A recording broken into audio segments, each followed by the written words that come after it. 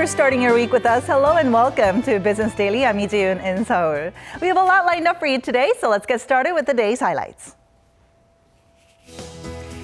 The top 10 listed companies on Korea's main bourse went through some major changes over the past couple of years, as some were able to stay on top while others fell through. Ever wondered why so many people here in Korea prefer chimek or the chicken and beer fix for a late-night meal or snack? We find out more in just a bit. But first, the credit ratings of Koreans have steadily improved despite worries about the country's ballooning household debt. Data from the Korea Credit Bureau show that the ratings for nearly 48% of some 43 million Koreans ranged in the top 3 levels as of the end of last year. The proportion of those who received a high credit ratings rose by 4.5 percentage points since 2012. As for the reason behind the improved individual credit ratings amid high debt levels, analysts say much of it has to do with low interest burdens and reduced delinquency rates. We've seen a major shakeup in the top 10 listed firms on Korea's main bourse in recent years. And our Kim Min-ji tells us that this change comes on the back of faltering oil prices, as well as a boom in Korea's cultural industry. The top 10 listed shares by market cap on Korea's benchmark Kospi have undergone quite the transformation over the past few years. According to the Korea Exchange, only 7 of the top 10 in 2013 have managed to remain in the big league. Among them, Samsung Electronics was the only one to retain its position. It stays at number 1. While still on the list, 4 companies, Hyundai Motor, Hyundai Mobis, SK Hynix, and Naver, saw their rank slip. Only 2, including Korea Electric Power Corporation, moved up. In fact, KEPCO has been one of the strongest performers this year. Its market cap rose nearly 18% from the end of last year to roughly $32.3 billion as of last week to sit at second place. The rise in market cap is attributed to the energy giant selling a piece of land in southern Seoul for some $10 billion to Hyundai Motor last year, a price much higher than market expectations. A prolonged slump in oil prices also helped it maintain its upward streak thanks to reduced energy costs. Cosmetic company Amore Pacific also added its name in 2015. This comes on the back of the popularity of Korean cosmetic products, especially in China. Currently, it sits at 8th place with a market cap of $19 billion. On top of that, it was also able to boost its market cap thanks to a stock split last year. Samsung C&T, which merged with Cheil Industries last year, newly added its name to the top 10 list. With that, Samsung Group takes up 4 spots in the top 10. However, steelmaker POSCO, which was number 4 in 2013, got pushed out last year, facing oversupply from China as well as a slowdown in the global economy. In 2013, its market cap stood at $24.3 billion and fell to below $17 billion this year. The total market cap on the local bourse now stands at just under $1.1 trillion, up almost 2% from the end of last year and maintaining its upward streak for the 4th straight year. Of that, the top 10 makes up a third of the Kospi's total market cap. Kim Min-ji, Business Daily.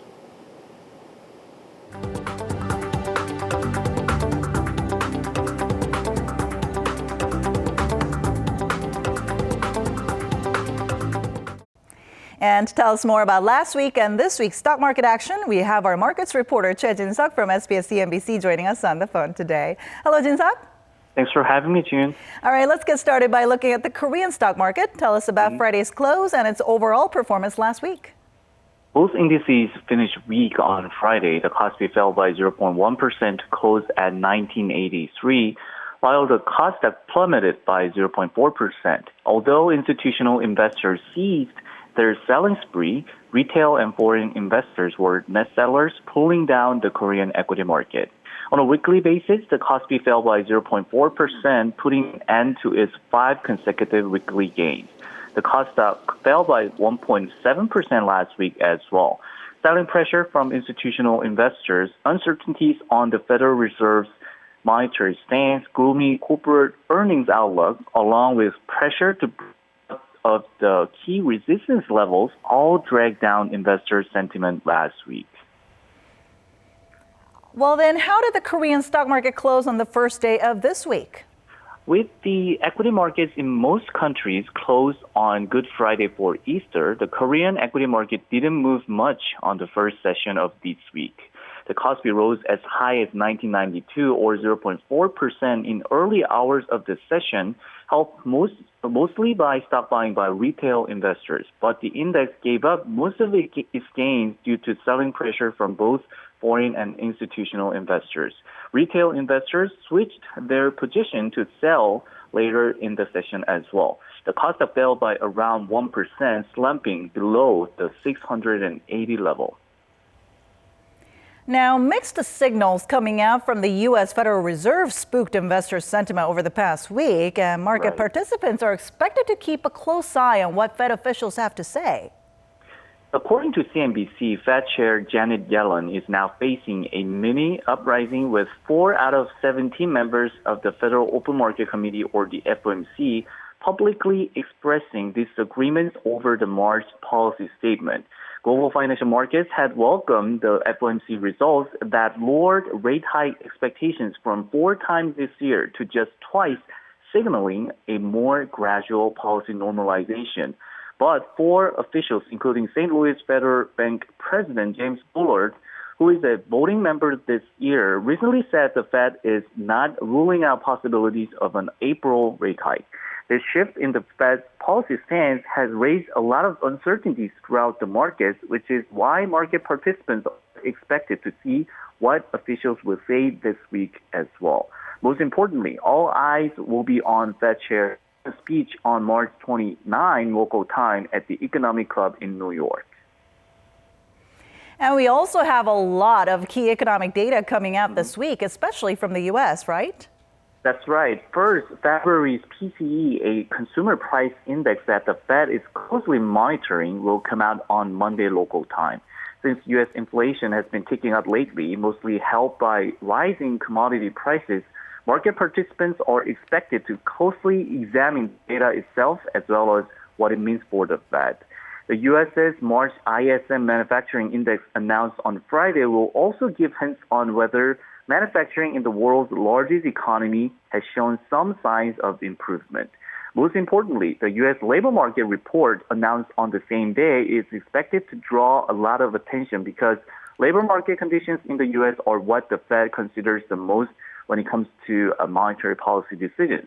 Experts expect the U.S. economy created more than 200,000 jobs this month, continuing a robust trend. This has been Choi Jin-seok from SBS CNBC. Out of a total of 34 OECD countries, 21 members, or 62%, have cut either their benchmark interest rate or deposit rate since the start of this year. According to Korea's financial information services company Yonhap Infomax, these countries include Japan, Sweden, New Zealand, Norway, and Hungary. Mexico, on the other hand, was the only country in the organization to raise its interest rate by 0.5 percentage points, while other member countries kept rates steady. Experts say the global stock market slump in the beginning of this year and sliding oil prices triggered rate cuts among many countries.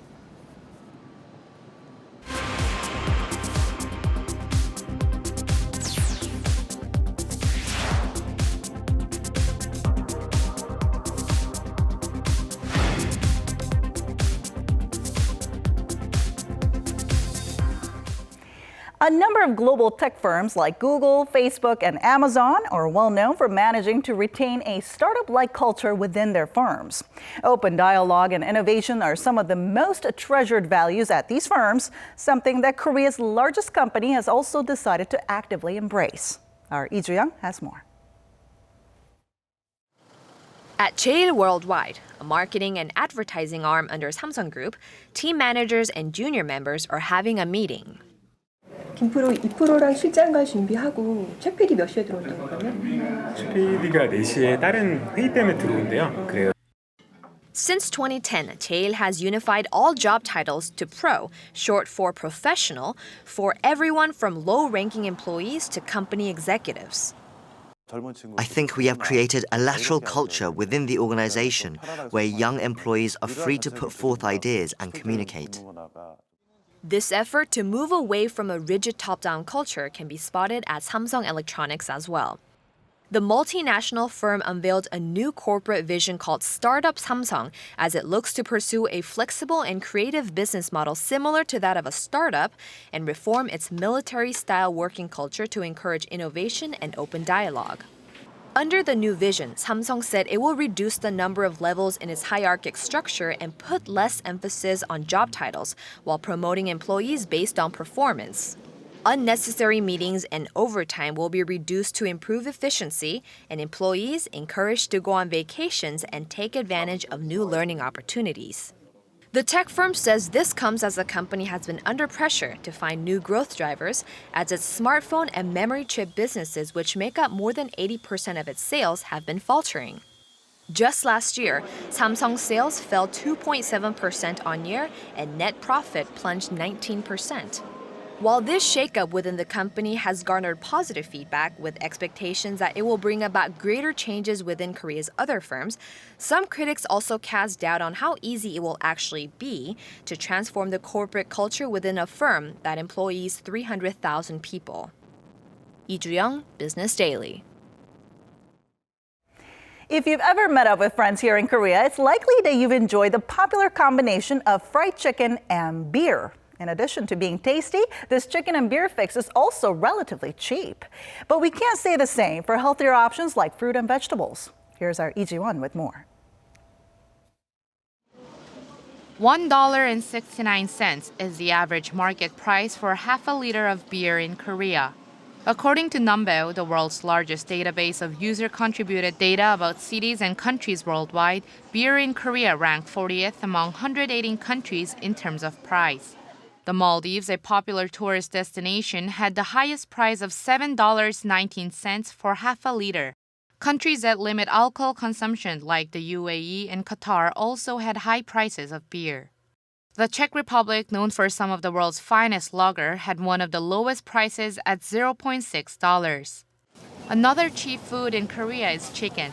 A kilogram of chicken breast cost about $7.17 in Korea, ranking 30th. Switzerland had the most expensive prices of chicken breast, with people having to pay $22.92 a kilo. However, the price of vegetables and fruits in Korea were found to be quite expensive. For example, a kilo of bananas was $3.72, second highest in the world, with the price of apples and oranges both ranking third most expensive according to the rankings. The cost of tomato and lettuce in Korea were also high on the list in terms of absolute price. Although the rankings do not reflect income levels, simply converting market prices into dollars, experts say Korea's high distribution costs and consumers' valuation of fresh vegetables contributes to high prices. Cost of imported fruits were also cited as another factor for higher prices. Iji-won, Business Daily. Now, while consumers may be happy that beer is relatively cheap here in Korea, local beer companies are struggling to hold on to market share against import rivals. So in order to help out the struggling Korean beer industry, the government is considering easing some rules. Our Eunice Kim takes a closer look. Flat and tasteless. These are some unfortunate ways Korean beer has been described, even drawing out comparisons that lager made by its reclusive counterpart to the north is more inspiring.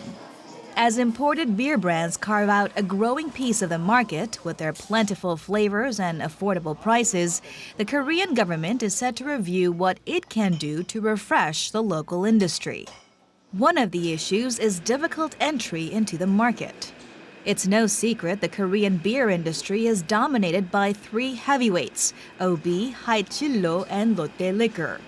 Tall regulations like requiring a minimum 25 kiloliter fermenter and a 50 kiloliter storage tank facility for a license consideration keep smaller would-be players at bay. Current rules also prevent microbreweries from selling their goods at stores. Only recently did a revised law allow them to distribute outside of their premises into bars and restaurants. On the side of prices, local beer producers have less leeway to offer discounted rates because their taxes are determined based on the factory price versus import beer's import price as tax base. as demand for imported beer shows no sign of slowing down amid Koreans' evolving taste buds. The Fair Trade Commission says it will more closely examine the current regulatory environment to help make the sector more competitive. Eunice Kim, Business Daily.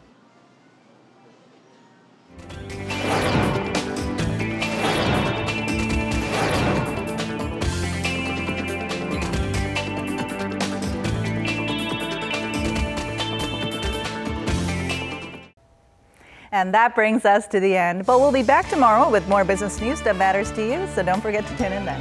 Thanks for watching and have a great start to your week.